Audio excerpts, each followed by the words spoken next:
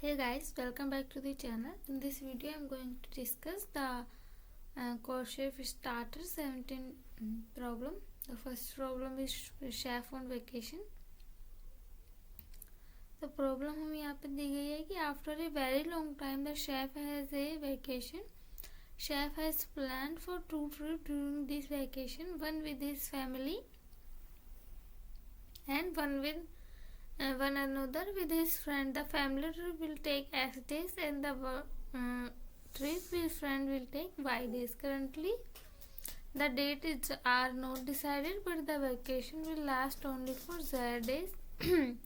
Chef can be at most one trip at only any time, and once a trip is started, chef must complete it before the vacation end. Will chef be able to go on both these trips if he choose the dates optimally? The first line contains the single integer t denoting the number of test cases. The description of this trip. तो problem में हमें दिया गया है कि एक जो chef है वो वैकेशन पे जाना चाहता है. उसने 2 ट्रिप प्लान की है, एक अपनी फैमिली के साथ और दूसरी जो ट्रिप उसने प्लान की है वो अपने दोस्तों के साथ प्लान की है. तो वो बोलना चाह रहा है कि जो फैमिली के साथ जो ट्रिप है उसके लिए उसको एक्स डेज चाहिए उस ट्रिप के लिए, एंड जो फ्रेंड्स के साथ उसने जो ट्रिप प्लान की है उसके लिए उसे वाई डेज चाहिए. बट अभी जो डेट्स हैं वो डिसाइडेड नहीं है, बट जो वैकेशन है वो लास्ट ओनली जेड डे तक ही वो लाइक जेड डे उसको दिया जाएगा, तब तक ही वो अपनी वैकेशन पे जा सकता है, अदरवाइज वो नहीं जा पाएगा. तो हमें फाइंड करना है कि शेफ दोनों ट्रिपों पे जा सकता है या नहीं. ठीक है, तो यहाँ पे हमें इनपुट फॉर्मेट दिया है. टेस्ट के इंटीजर लेगा इनपुट एंड XYZ. ठीक है, एंड यहाँ सैम्पल इनपुट दिया है 1 2 4 and 2 2 3. That means the chef can go to the family trip on day 1 and the family friends trip on day 2 and third, and like जो family के साथ वो x day जा सकता है एंड एक्स डे जाना है उसको, दोस्तों के साथ वाई डे जाना है, एंड जो लास्ट डे हमें दिए गए हैं वो है 4. दैट मीन्स कि वो ऑब्वियसली बात है एक दिन अपनी फैमिली के साथ स्पेंड कर सकता है, 2 दिन अपने फ्रेंड्स के साथ स्पेंड कर सकता है, तो वो टोटल हुए 3 डेज. एंड जो इससे लाइक कम ही है तो वो सिंपल सी बात है वो जा सकता है.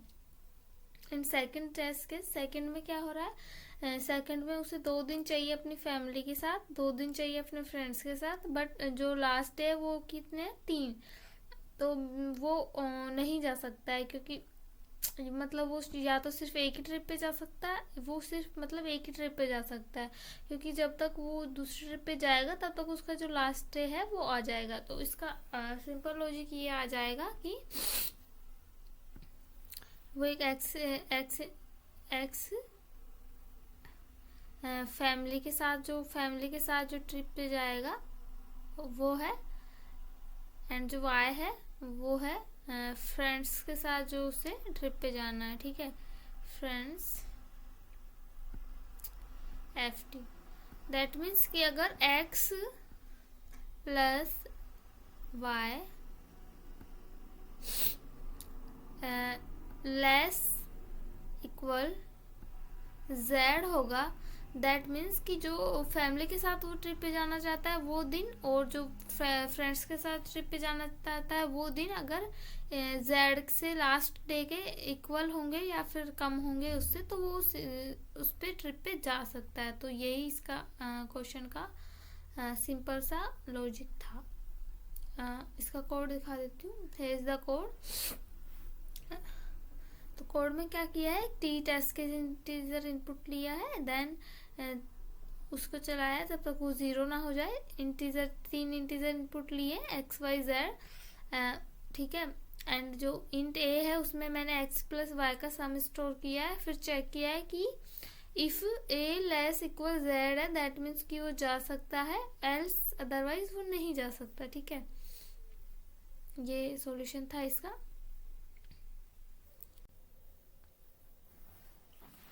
Here is the second problem from starter 17, course of starter 17 new piece।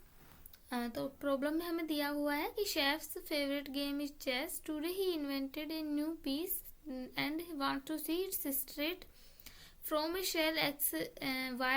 The new piece can be moved any shell of chessboard such that its color is different from that x y. Okay, the new piece is currently located at shell AB. Chef wants to calculate the minimum number of steps required to move it to P and Q. A chessboard is an 8 by 8 square board where the shell at the intersection of the ith row and j is the column denoted by ij. shell ij color। तो ये बोल रहा है कि chef है वो, उसका favourite game chess है और आज वो क्या करना चाहता है, एक न्यू चीज़ है वो देखना चाहता है। उसके पास एक शेल गिवन है ए एंड बी, लाइक उसको एक शेल गिवन है एक्स एंड वाई। तो वो एक पीस को मूव करना चाहता है चेस बोर्ड पे कि उसका जो कलर है वो डिफरेंट हो जाए, एक्स एंड वाई से सेम ना रहे। तो उसके लिए वो क्या चाहता है कि जो उसको एक ए बी शेल दिया है एंड शेफ जो है वो minimum number of step count करना चाहता है कि उसको ए बी है उसको पी क्यू में ले जाने के लिए कितने स्टेप उसे अपना जो पीस है उसे मूव करना होगा। तो chess board obviously 8 by 8 square का चेस बोर्ड है इसमें, जिसमें आई है वो रो है, जे है वो कॉलम को डिनोट कर रहा है। उसने बोला है कि अगर i plus j is even then colour is white, if i plus j is odd then colour is black. Okay, तो ये बोल रहा है कि अगर आई प्लस जे का सम इवन होगा तो वो कलर होगा वो वाइट होगा बोर्ड का, और अगर वो ओड होगा तो उसका कलर ब्लैक होगा। इनपुट फॉर्मेट दिया हुआ है हमें। First line of integer contain single integer T denoting the number of test cases. The description of test cases follow. Each test case contains a single line input containing 4 spaces separated integers a b p and q. Okay, constant दिए हुए हैं हमें यहाँ पे। एक input test case दिया हुआ sample. तो इसमें क्या हुआ है ए बी, इसमें जो वैल्यूज हैं वो है ये 1 है वो ए की वैल्यू है, ये 1 वाला जो बी की है, एंड ये जो 8 8 है वो पी एंड क्यू की वैल्यू। तो उस शेफ को जो ये वाली पोजीशन है उसकी, उसको उससे वो पीस है वो मूव करके इस वाली पोजीशन पे लेके आना है।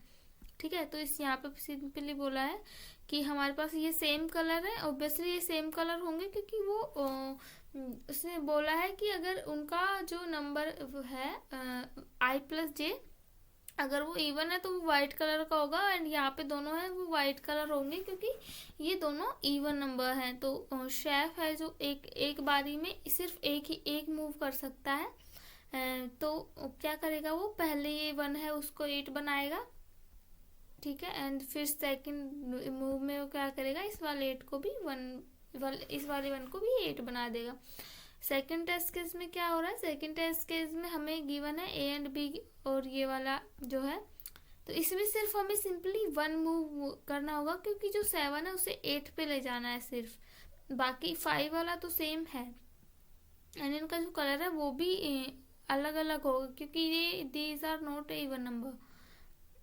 एंड जो थर्ड पोजीशन है उसमें हमें मूव करने की ज़रूरत नहीं है क्योंकि वो सेम ही पोजीशन पे हमें ले जाने के लिए बोल रहा है। ठीक है, तो इसका सिंपल लॉजिक हम ये लगा सकते हैं कि लाइक चेस बोर्ड है वो i plus j, i cross जे,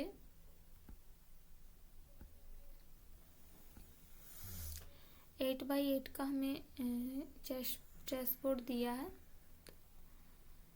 ठीक है, एंड शेफ है वो बोल रहा है कि if A plus B is even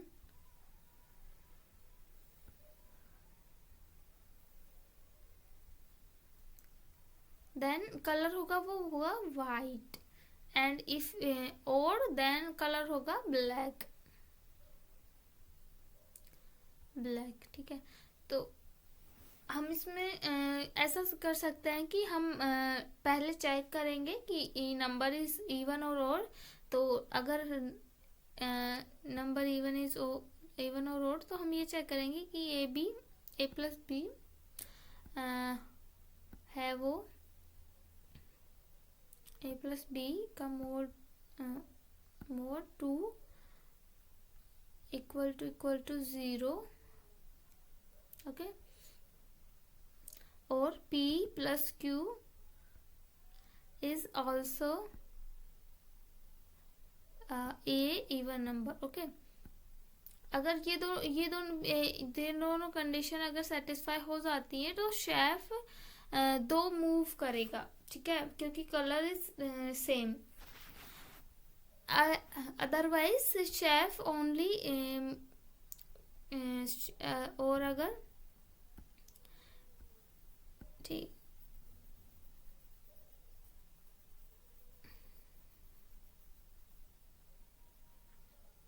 ठीक है।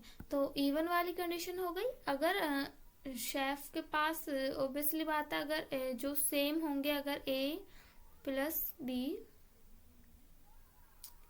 इक्वल टू होगा लाइक ऐसा नहीं लिखेंगे इसको, हम ऐसे लिखेंगे कि if A is equal to P and B is equal to Q,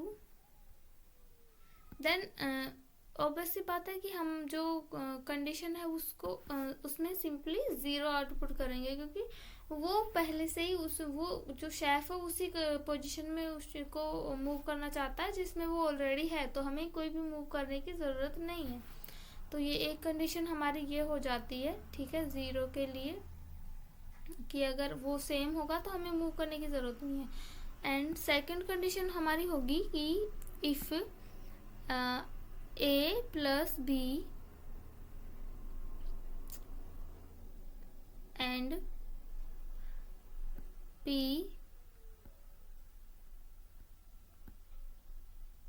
plus Q is if these twos are even, then we have to make 2 moves, okay, even then we have to make 2 moves, दो। And एक condition हम ये लगाएंगे कि if in दोनों का जो mode आएगा, ए प्लस बी का मोड है वो मोड 2, इफ इक्वल टू 1 है, तब भी हम 2 ही मूव करेंगे, ओके। ये कंडीशन हम इसमें लगाएंगे, बस यही सॉल्यूशन है इसका। कोड मैं आपको दिखा देती हूँ, कोड इसका है द कोड, ओके। तो कोड में मैंने क्या किया है, मैंने 4 इंटीजर इनपुट लिए हैं, देन मैंने इंट ई है उसमें ए प्लस बी सम को स्टोर किया है, एंड जो एफ है उसमें पी प्लस क्यू को स्टोर किया है। देन चेक किया है कि if A is equal to P and B is equal to Q, then we have to make simply 0 हमको आउटपुट में शो कराना है, क्योंकि हमें कोई मूव कर नहीं करना है, जो जिस कंडीशन में वो है उसी में शेफ उसे ले जाना चाहता है। एल्स में कंडीशन लगाइए, if E modular 2 is equal to 0 and F modular 2 is equal to 0, that means कि इन दोनों का जो सम है, ए प्लस बी का एंड पी प्लस क्यू का जो सम है वो इवन है। और में जो कंडीशन लगाई है वो ये है कि अगर उनका जो मोड है वो 1 आता है, then we have to make 2 moves, else we can only make 1 moves, ठीक है। तो ये सिंपल सा सॉल्यूशन था इसका। Hope you like it.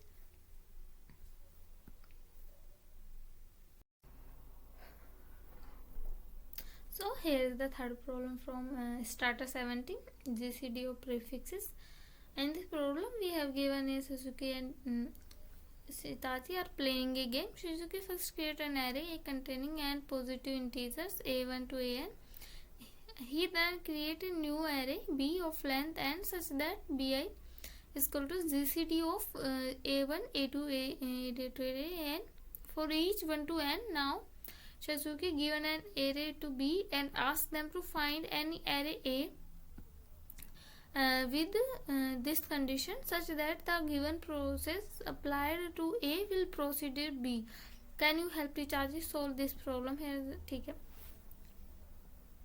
Okay. तो इन दिस प्रॉब्लम हमें दिया है कि दो फ्रेंड है, वो एक कोई गेम प्ले कर रहे हैं. तो जो सजुकी है वो एक एरे है वो क्रिएट करता है जिसमें वो एन पॉजिटिव इंटीजर को रखता है A1 to लेके AN तक. Then he creates a new array of length B such that the B is GCD of A1, A2, dot AN for 1 to n. Okay. And then जब ये सब दे देता है तो वो फिर सजुको को एक एरे B देता है एंड उससे पूछता है to find an array A with the given condition कि जो वो प्रोसेस A में अप्लाई करे वो प्रोसीजर B में हो जाए. तो उसको हमें करके दिखाना है. तो ठीक है. तो what we can do in this problem, इसमें हमें एक एरे A गिवन है. ठीक है. एक एरे A है जिसमें हमें गिवन है A1 to A1, A2, dot AN. ठीक है. एंड एक एरे है B, उसमें वो क्या है, उसमें है GCD of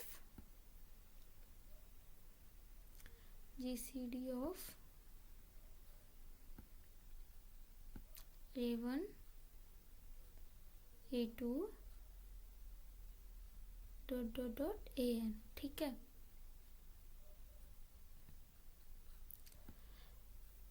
ये गिवन है हमको. एंड वो जो बोल रहा है वो क्या बोल रहा है कि हमें एक एरे है B, वो फाइंड करना है कि जो एक ऐसा एरे फाइंड करना है जिसमें हम अगर B में हम चेंजेस करें तो वो चेंजेस A में रिफ्लेक्ट हों. ठीक है. ऐसा हमें एक एरे क्रिएट करना है. तो उसके लिए हम क्या कर सकते हैं. ठीक है. तो उसके लिए हम क्या कर सकते हैं कि इसमें जो हम ऐसे देख सकते हैं कि जो B है वो क्या आ रहा है, GCD of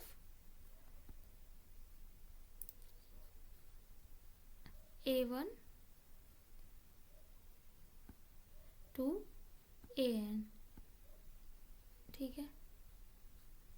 सो अगर हम चेक करेंगे B+1 वाले एरे के लिए तो उसका जो आएगा वो वाला एरे होगा GCD of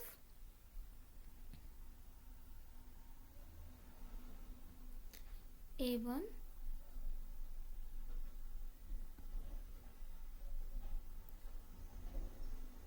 AN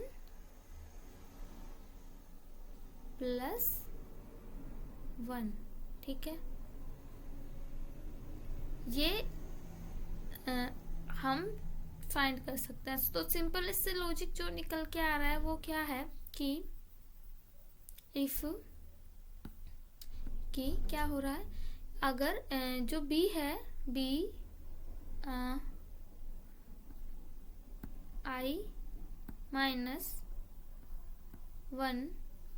and by-1 modulo B I is equal to 0 है, then we can increase 1 step. ठीक है. तो इसका कोड हम कुछ ऐसे लिख सकते हैं कि कोड हम इसका ऐसे लिख सकते हैं. ठीक है. कोड में क्या किया है, एक T test case integer input लिया है, व्हाइल लूप चलाया है जब तक कि टेस्ट केसेस 0 ना हो जाए. देन एक इंटीजर लिया है n size of the array, then उसको इनपुट करवाया. देन एक इंटीजर लिया है B. इंटीजर एरे लिया है बी, उसकी जिसकी लेंथ है एन, ठीक है। तो देन हमने जो बी इंटीजर है उसको इनपुट लिया है, देन एक integer a N S initialise किया है 0 से, देन चेक किया है 4, फिर एक लूप चलाया 4 आई इक्वल टू 1 से लेकर आई लेस देन एन तक, एंड चेक किया if B I minus 1 modulo B I is not equal to 0, then जो ये ए एन एस है उसको प्लस प्लस किया है, ठीक है। If A N S equal to 0 0, then simply जो एरे है उसको आउटपुट में शो करा दिया, क्योंकि अगर A N S equal to 0 होगा तो वो सेम ही एरे होगा, लाइक उसमें कोई चेंजेस नहीं करने हैं हमें। तो अगर ए एरे हमें गिवन है तो बी जो एरे होगा वो सेम ए एरे जैसा ही सेम होगा, उसका कॉपी। तो हमें सिंपली वही उसमें आउटपुट में शो कराना है, ठीक है। एल्स में कंडीशन लगाई है -1, दैट मीन्स कि जो एरे है वो वैलिड ही नहीं है इस कंडीशन के लिए, ठीक है। ये इसका कोड था simple. If you like the video please like, comment and subscribe our channel for latest notification.